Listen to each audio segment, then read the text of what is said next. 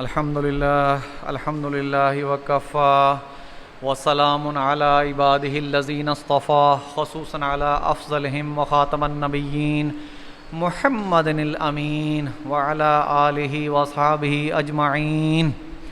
أعوذ بالله من الشيطان الرجيم. بسم الله الرحمن الرحيم. طاسيم تلك آيات الكتاب المبين لعلك باخع نفسك ألا يكونوا مؤمنين إن نشأ ننزل عليهم من السماء آية فظلت أعناقهم لها خاضعين. صدق الله العظيم.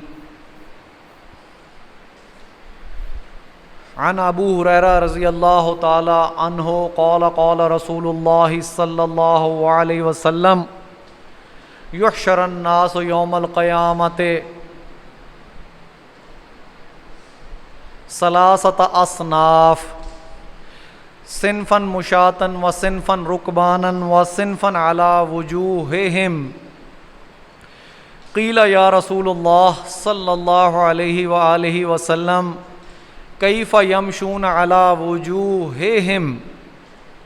قال ان الذی امشاہم علی اقدامہم قادر علی ان یمشیہم علی وجوہہم اما انہم یتقون بوجوہہم کل حدب وشوک او کما قال رسول اللہ صلی اللہ علیہ وآلہ وسلم.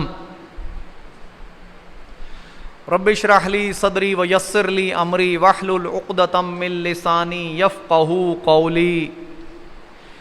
اللہم ربنا الہمنا رشدنا واعذنا من شرور انفسنا آمین یا رب العالمین. میرے بھائیوں بزرگوں دوستوں، درس قرآن و درس حدیث کے ضمن میں ایک حدیث کی تلاوت میں نے کی ہے اور قرآن کی سورۃ شعراء کی کچھ آیات کی میں نے تلاوت کی ہے. اللہ تعالیٰ سے درخواست ہے کہ مجھے ان کو پورا سمجھانے اور آپ کو پورا سمجھنے کی توفیق دے، اور میں اپنی کم علمی کے باعث جو کچھ سمجھ سکا وہ میں پورے کا پورا آپ کو سمجھانے کی کوشش کروں گا انشاءاللہ. حضرت ابو ہریرہ رضی اللہ تعالی عنہ سے روایت ہے کہ رسول اللہ صلی اللہ علیہ وسلم نے فرمایا یحشر الناس یوم القیامت ثلاثۃ اصناف، کہ قیامت کے روز لوگوں کو جمع کیا جائے گا تین گروہوں میں. قیامت کے روز لوگوں کو جمع کیا جائے گا تین گروہوں میں. صنفا مشاة وصنفا رکبانا وصنفا علی وجوہہم. ایک گروہ ایسا ہوگا جو پیدل چلتا ہوا ہوگا، ایک گروہ ایسا ہوگا جو سواریوں پر چل کر آ رہا ہوگا رب کریم کی طرف. قیامت کے روز لوگوں کو تین گروہوں میں تقسیم کر دیا جائے گا.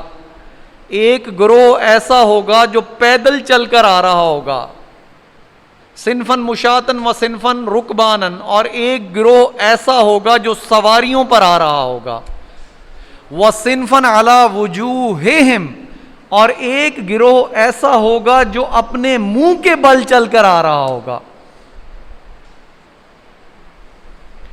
قیل یا رسول اللہ صلی اللہ علیہ وسلم کیف یمشون علی وجوہہم.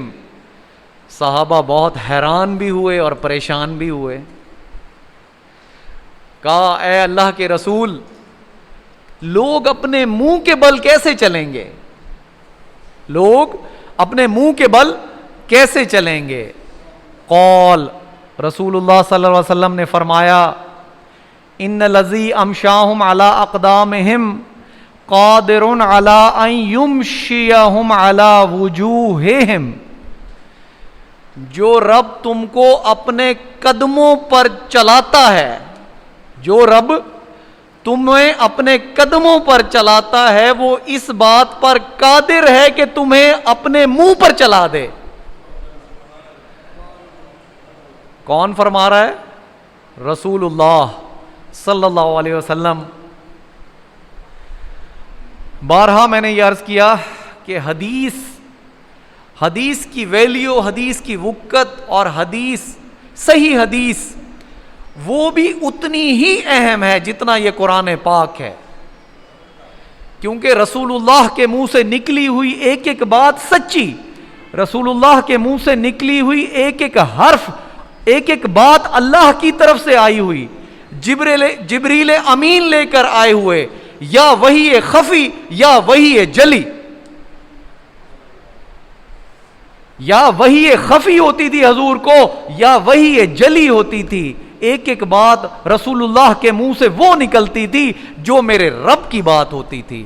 تو رسول اللہ فرماتے ہیں کہ جو اللہ تمہیں پاؤں پر چلانے پر قادر ہے، یا جو اللہ تمہیں پاؤں پر چلاتا ہے، وہ اس بات پر قادر ہے کہ تمہیں تمہارے چہروں پر چلا دے۔ اور پھر آگے کیا فرمایا؟ الا انہم یتقون بوجوہہم علی کل حدب وشوک، اور جب وہ منہ کے بل چل رہے ہوں گے تو وہ ہر چلتے ہوئے ٹیلے ٹھیرے اور کانٹوں سے اپنے آپ کو بچا بچا کر چلیں گے۔ عذاب کا عالم یہ ہوگا ان پر کہ منہ کے بل بھی چل رہے ہوں گے اور اپنے آپ کو بچا بھی رہے ہوں گے نیچے کہ یہاں کانٹے ہیں، یہاں ٹیلا ہے، یہاں پتھر ہیں۔ میرے بھائیوں، جس طرح ہم اپنے قدموں پہ جب چلتے ہیں تو دیکھ کر چلتے ہیں کہ نیچے کیا زمین ہموار ہے، کوئی کھڈا تو نہیں، کوئی کانٹے تو نہیں، کوئی ٹیلا تو نہیں، تو قیامت کے روز گناہگار لوگ جو اپنے منہ کے بل چلتے ہوں گے، اللہ تعالیٰ نے قرآن میں بھی فرمایا علی وجوہہم فی النار، کہ میں انہیں منہ کے بل جہنم میں لٹکا دوں گا۔ تو قیامت کے روز وہ لوگ اس طرح بچیں گے ہر ٹیلے سے، ہر کانٹے سے، اپنے منہ کے بل چلتے ہوئے، جس طرح ہم لوگ آج اپنے قدموں کے بل چلتے ہوئے بچتے ہیں۔ میرے بھائیوں، بہت سخت حدیث ہے، اور یہ تمام احادیث بیان کرنے کا مقصد بھی یہی ہے کہ ہمارے دل اس بات پر راغب ہو جائیں اور ہمارے دل میں آخرت کا یقین اس حد تک منطبق ہو جائے کہ ہمارا ایک ایک عمل اللہ اور اس کے رسول کے کہنے کے مطابق ہو جائے، ہمارا ایک ایک عمل قرآن اور حدیث کے مطابق ہو جائے، ہم قرآن سمجھنے والے بن جائیں، ہم قرآن سیکھنے والے بن جائیں، ہم حدیث سمجھنے والے بن جائیں، ہم حدیث سیکھنے والے بن جائیں۔ جب خود سیکھ لیں تو چاہے ایک آیت بھی سیکھیں، حضور کی حدیث ہے کہ پہنچاؤ تم آگے چاہے ایک آیت ہی کیوں نہ ہو، تو پھر آگے پہنچانے والے بن جائیں۔ اس میں کوئی جھجک اور کوئی رکاوٹ نہیں ہونی چاہیے ہمیں کہ ہمیں تو کچھ آتا ہی نہیں، آگے کیا بتائیں گے۔ میرے بھائیوں، جب آپ اللہ کے راستے میں ایک قدم اٹھاؤ گے تو اللہ 2 قدم اٹھاتا ہے۔ اللہ فرماتے ہیں کہ جب بندہ میری طرف چل کر آتا ہے تو میں اس کی طرف بھاگ کر آتا ہوں۔ یہ وہ رب ہے جو 70 ماؤں سے زیادہ شفیق ہے، تم اس کی طرف بڑھ کر تو دیکھو۔ ایک دفعہ بڑھو گے، اپنے دل کو تمام منکرات سے پاک کرو گے، پھر اس پاکیزہ جگہ پہ رب کا دخول ہوگا۔ جو روح ربانی ہے ہمارے اندر، اس کو وہ پاکیزہ ہوگی، اس کا تعلق ڈائریکٹ اللہ سے جڑ جائے گا۔ بس اتنا مقصد ہے اس قرآن کو بیان کرنے کا اور اس حدیث کو بیان کرنے کا۔ آج ہم نے درس قرآن کے ضمن میں سورۃ شعراء کی تلاوت میں نے کی ہے۔ اس سے پہلے میں چاہتا ہوں کہ آپ کو ایک سورت اور 5 منٹ کے درس میں بیان کر دوں کہ رب کیا فرما رہا ہے اور آج ہم رب سے ناشکری کیا کر رہے ہیں۔ رب کریم 5 قسمیں کھا رہے ہیں، 5 قسمیں. میرے بھائیو، رب کی قسم کو عام نہ سمجھنا. یہ قسم شہادت ہے کہ شہادت والی قسم ہے کہ رب کریم 5 قسمیں کھا رہے ہیں. والعادیات ضبحا فالموریات قدحا فالمغیرات صبحا فأثرن به نقعا فوسطن به جمعا. قسم ہے مجھے، رب کریم فرما رہے ہیں قسم ہے مجھے سرپٹ دوڑنے والے گھوڑوں کی جو ہانپ اٹھتے ہیں. قسم ہے مجھے سرپٹ دوڑنے والے گھوڑوں کی جو ہانپ اٹھتے ہیں. فالموریات قدحا، اور جب وہ دوڑتے ہوئے اپنی نالیں زمین پر مارتے ہیں تو آگ نکلتی ہے. فالمغیرات صبحا، اور وہ صبح کے ابتدائی گھنٹوں میں غارت گری کرتے ہیں. فَأَثَرْنَا بِهِ نَقْعًا، اور جب وہ دوڑتے ہیں تو گرد اڑاتے ہیں. فَوَسَطْنَا بِهِ جَمْعًا، اور گھوڑے دشمن کے ہجوم کو چیرتے ہوئے اندر گھس جاتے ہیں. یہ 5 باتیں اللہ نے بیان کی قسم کی شکل میں. میرے بھائیوں، بہت سارے لوگ یا آپ کے والدین جنہوں نے گھوڑے رکھے ہوں گے انہیں اس بات کا اندازہ ہوگا کہ رب کریم جو قسم کھا رہے ہیں کتنی سچی ہے، کتنی سچی قسم ہے. اس کے آگے یہ 5 قسمیں جو کھائیں، اس کے آگے اللہ نے کہا کیا. ان 5 قسموں کی میں آپ کو جو حقیقت ہے وہ بھی بتاتا ہوں کہ جو مفسرین نے بیان کی کہ اللہ نے آخر یہ 5 قسمیں کیوں کھائیں گھوڑوں کی، یہ بھی بیان کرتا ہوں. اللہ فرما کیا رہے ہیں، ان الانسان لربہ لکنود. یہ 5 قسمیں کھانے کے بعد رب کریم فرما رہے ہیں کہ بے شک انسان اپنے رب کا بہت ناشکرا ہے. بے شک انسان اپنے رب کا بہت ناشکرا ہے. وَإِنَّهُ عَلَى ذَلِكَ لَشَهِيدٌ، اور وہ اپنے اس ناشکرے پن پہ خود گواہ بھی ہے. میرے بھائیوں، قرآن کی سختی کو سمجھو، قرآن کی آیت کو سمجھو کہ رب کریم فرما کیا رہے ہیں کہ وہ اپنے اس ناشکرے پن پہ خود گواہ بھی ہے. مطلب جان بوجھ کر رب کی ناشکری کرتا ہے.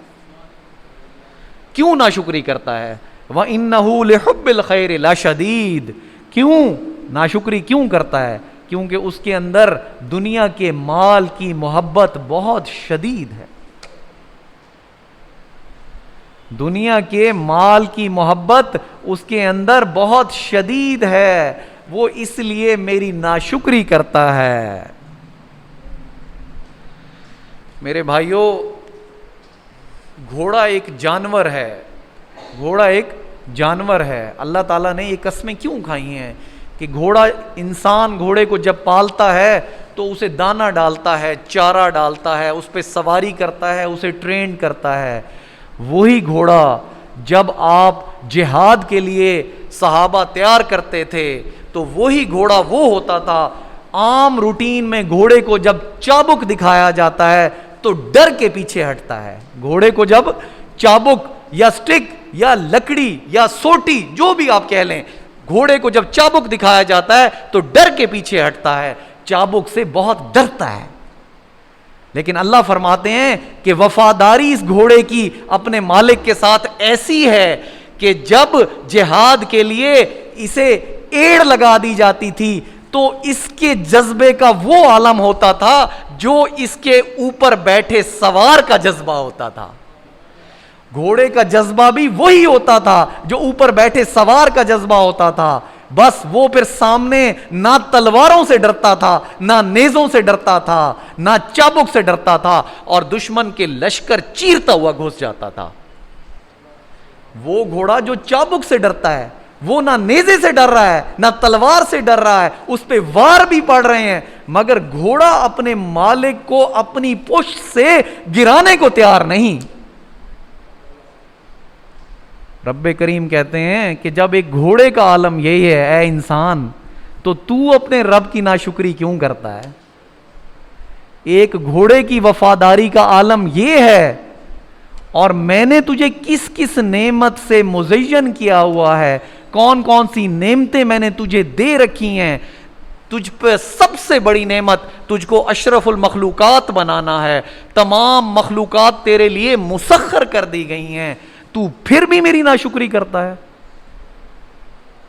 تمام مخلوقات تیرے لیے مسخر کر دی گئی ہیں، تجھے اللہ نے افئدہ دی ہے، تجھے عقل دی ہے، تجھے شعور دیا ہے، تجھے سمجھنے کی طاقت دی ہے، تو اس کے باوجود بھی اپنے رب کی ناشکری کرتا ہے۔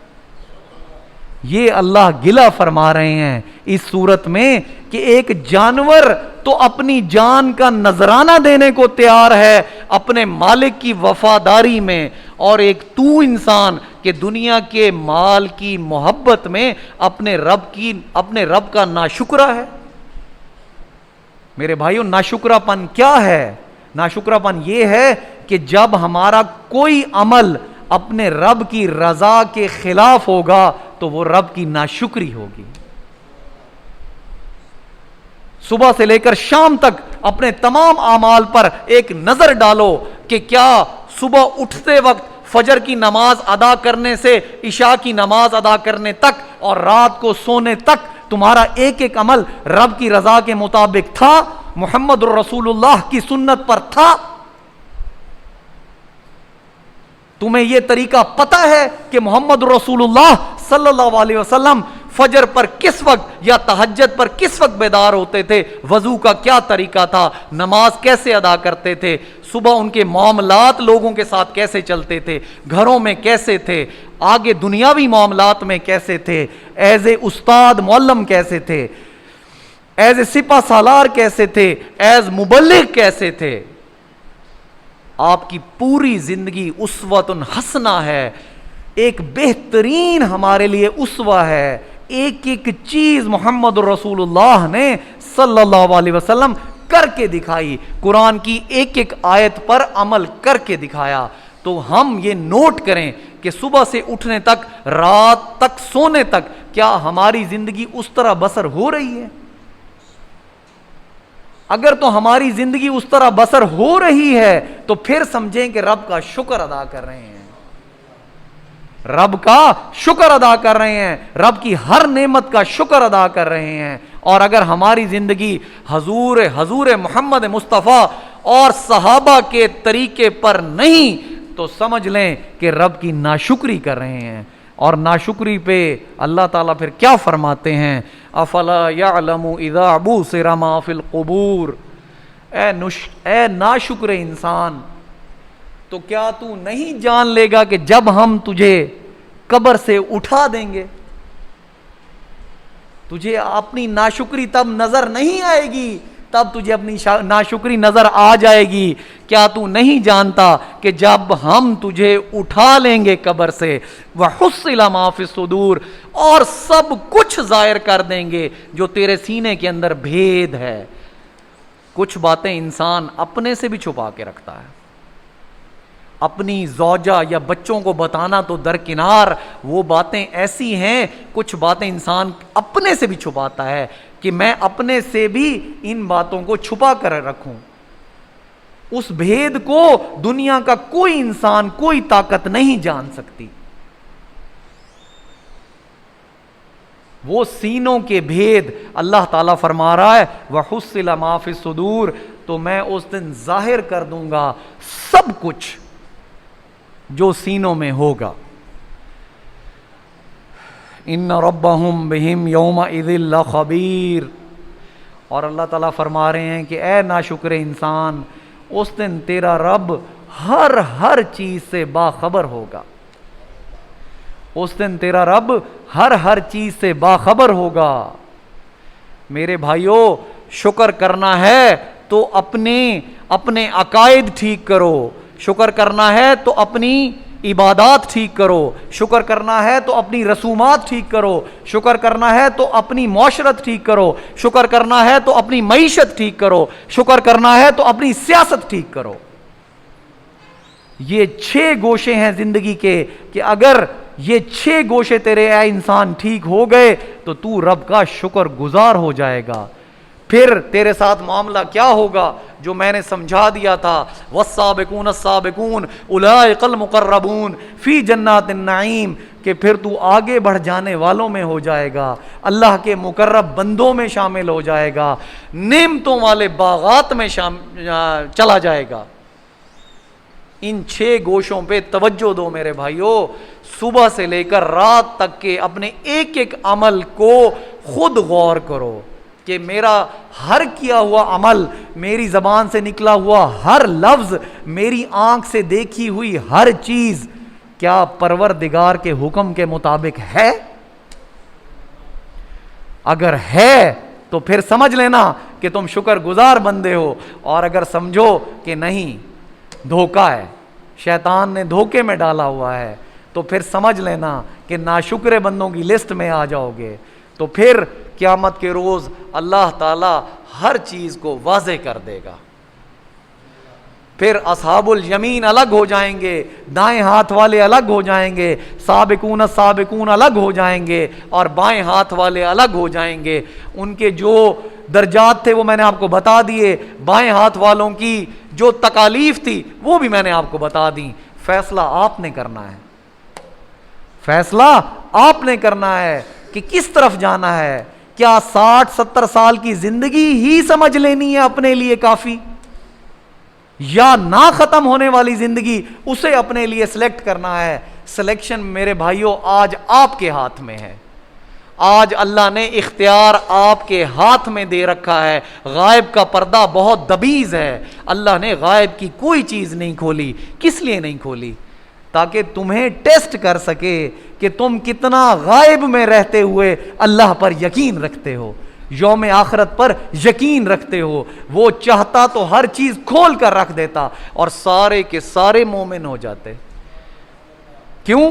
قیامت کے روز کفار کہیں گے کہ یا اللہ اب مہلت دے دے، اب زندگی واپس دنیا میں بھیج دے تو ایک ایک عمل تیری رضا کے مطابق کریں گے، یہ ان کی خواہش ہوگی۔ اور مومنین کیا کہیں گے؟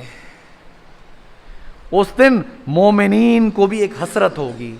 وہ لوگ جو دانے ہاتھ والے ہوں گے، وہ لوگ جو سابقون السابقون ہوں گے، وہ بھی حسرت میں مبتلا ہوں گے کہ دنیا میں وہ وقت جو اللہ کے ذکر کے بغیر گزر گیا، کاش وہ بھی اللہ کے ذکر میں گزر جاتا۔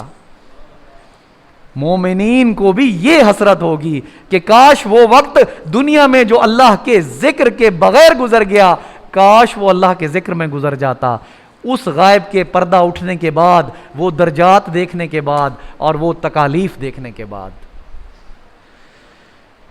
میرے بھائیوں بار بار ان باتوں کو کرنے کا مقصد یہی ہے کہ ہم سب دنیا کے رہتی دنیا کے آخری انسان تک محمد الرسول اللہ کا پیغام، اللہ کا قرآن آخری انسان تک پہنچانا ہماری ذمہ داری ہے۔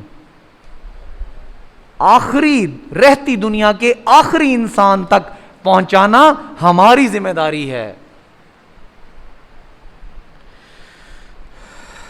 سورۃ شعراء کا آغاز کرتے ہیں، 5 منٹ ہیں صرف ہمارے پاس۔ بسم اللہ الرحمن الرحیم، طاسیم میم، تلک آیات الکتاب المبین۔ میں نے آپ کو بتا دیا تھا کہ یہ مکی صورت ہے، اور حضور صلی اللہ علیہ وسلم کو نبوت ملنے کے ابتدائی 4 سے 5 سال میں اس کا شان نزول ہے، 227 آیات پر مشتمل ہے، اور مفسرین کی یہ رائے ہے کہ اس کی آیت نمبر 214 سے یہ پتہ چلتا ہے کہ یہ نبوت ملنے کے پہلے ابتدائی 4 سے 5 سال میں اس کا شان نزول ہے۔ مکیات میں سے سب سے بڑی، سب سے طویل صورت ہے۔ اس کی آیات چھوٹی ہیں، ردم تیز ہے۔ اللہ تعالیٰ نے اس میں انبیاء کے واقعات بتائے ہیں، وہ واقعات ہماری اصلاح کے لیے ہیں۔ وہ واقعات اس لیے بتائے گئے ہیں تاکہ ہم ان سے نصیحت اخذ کریں۔ طاسیم میم، یہ حروف مقطعات ہیں، ان کے بارے مفسرین کی بہت ساری بحثیں ہیں۔ جس میں سے سب سے اہم بات یہ آپ کو جو بتا دوں، آپ کے اور میرے سمجھنے والی بات یہ ہے کہ اس کا علم یا رب کریم کو ہے یا محمد الرسول اللہ کو ہے۔ ان حروف کا علم یا رب کریم کو ہے یا محمد الرسول اللہ کو ہے۔ کچھ اس کے بارے اور بحثیں تھی، وہ میں نے مناسب نہ سمجھا آپ کو بتانا۔ تلک آیات الکتاب المبین، رب کریم فرما رہے ہیں کہ یہ جو آیات ہیں یہ ایک روشن کتاب کی آیات ہیں۔ میرے بھائیوں، یہ ایک روشن کتاب ہے، یہ وہ کتاب ہے جس سے روشنی پھیلتی ہے۔ جب اس کتاب کا نور اپنے دل میں اتارو گے تو پلے صراط پر وہ نور ملے گا کہ کچھ لوگوں کا نور اتنا ہوگا کہ میلوں دور تک ہر چیز بالکل کلیئر کٹ نظر آتی ہوگی۔ یہ اس کتاب کا نور ہوگا۔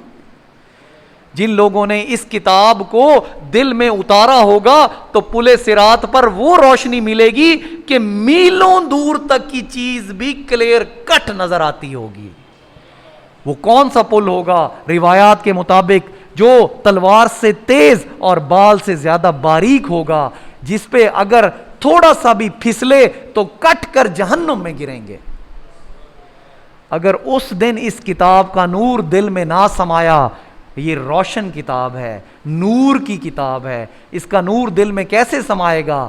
اس کی تلاوت کرنی جیسے تلاوت کا حق ہے، اسے سمجھنا جیسے سمجھنے کا حق ہے۔ میرے بھائیوں، کوئی فرقہ نہیں، کوئی تفرقہ نہیں، سب مسلمانوں کا ایک ہی کام کہ قرآن کو سمجھ لیں، حدیث کو سمجھ لیں اور اس پر عمل کرنے والے بن جائیں۔ لعلک باخع نفسک الا یکونوا مؤمنین۔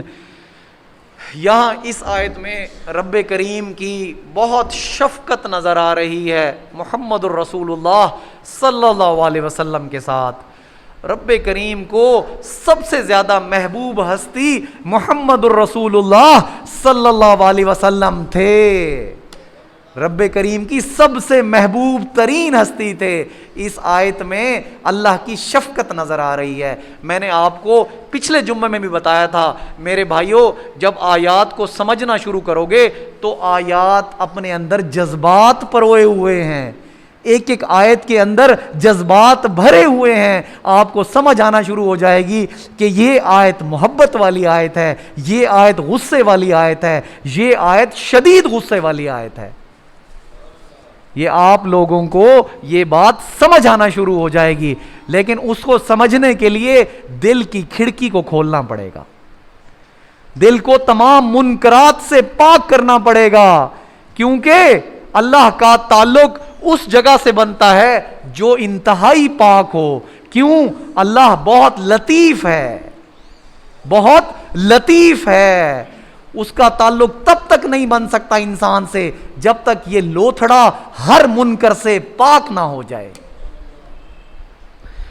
تو رب کریم محمد الرسول اللہ صلی اللہ علیہ وسلم کو فرما رہے ہیں کہ اے میرے پیارے، اپنی جان کو ہلاکت میں نہ ڈالنا، اپنے آپ کو ہلکان نہ کرنا کہ یہ لوگ ایمان نہیں لا رہے یا یہ مومنین میں سے بننے والے نہیں ہیں۔ مطلب کفار مکہ ایمان اگر نہیں لا رہے تو اس بات سے اپنی جان کو ہلاکت میں نہ ڈالو، اپنے آپ کو ہلکان نہ کر لو۔ غور کرو میرے بھائیوں، رب کریم کی محمد رسول اللہ سے محبت کا عالم کیا ہے۔ ایک طرف تو اتنی بھاری ذمہ داری، وہ لوگ کبھی گھوڑا آگے بڑھانے پہ جھگڑا، کبھی پانی پینے پلانے پہ جھگڑا، یوں ہی چلتی رہتی تھی تلوار ان میں، یوں ہی ہوتی رہتی تھی تکرار ان میں، کہ ایک طرف تو وہ لوگ جہاں جہالت کا یہ عالم تھا۔ کتنی بھاری ذمہ داری محمد الرسول اللہ صلی اللہ علیہ وسلم کے کندھے پر اللہ نے ڈالی، اور وہ جب اپنی ذمہ داری ادا کرنے میں پریشانی کا شکار ہوتے تھے تو اللہ نے تشفی بھی دی، تسلی بھی دی کہ اے میرے حبیب، اپنی جان کو ہلکان نہ کرو، اس وجہ سے کہ یہ ایمان نہیں لا رہے۔ وقت ختم ہوا چاہتا ہے میرے بھائیوں، آپ سب سے درخواست یہی ہے کہ اگر قرآن سیکھنا ہے تو اپنا دنیا سے وقت نکالنا پڑے گا. رزق کا وعدہ رب نے اپنے ذمے لے رکھا ہے. اگر تم یہ بہانہ کرو کہ معاش سے فرصت نہیں ملتی قرآن سیکھنے کے لیے، تو یہ اللہ کے نزدیک اس کی کوئی وقت نہیں.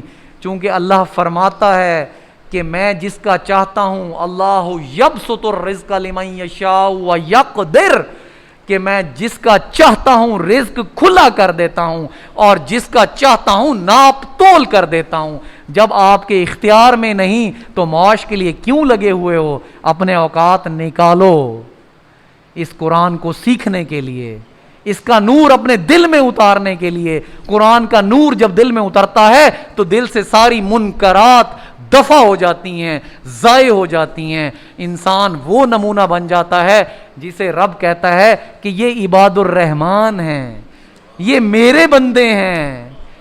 یمشون فی الارض ہونا، کہ جب زمین پر چلتے ہیں تو عاجزی سے چلتے ہیں. میں نے یہ پوری صورت آپ کو تلاوت اور تفسیر بیان کر دی تھی. درخواست یہی ہے کہ وقت پر تشریف لایا کریں.